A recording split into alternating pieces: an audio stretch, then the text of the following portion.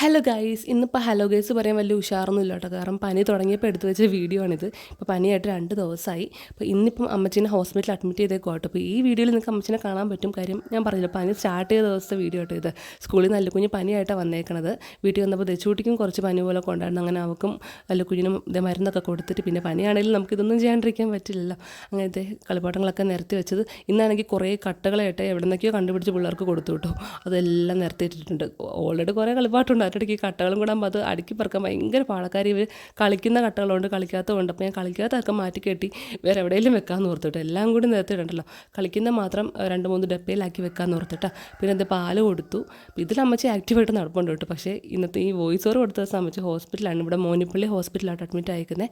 അങ്ങനെ പിന്നെ ഞാൻ വേറൊന്നും ചെയ്യാൻ നിന്നില്ല. എനിക്ക് തീരെ വയ്യായിരുന്നു. വയ്യാതെ വരുമ്പോൾ പിന്നെ അല്ലുക്കുഞ്ഞിന് എപ്പോഴും തോളി കിടക്കണം. അങ്ങനെ അവനെ എടുത്തുകൊണ്ട് ഹോളി വന്നിരിക്കണമായിട്ട്. അപ്പോൾ അവനെ എടുക്കുന്നുണ്ട് ദച്ചൂട്ടിയും കൂടെ വന്നേ. അപ്പോൾ എന്തായാലും ഇന്നത്തെ വീഡിയോ ഇത്രയുള്ളൂ കേട്ടോ.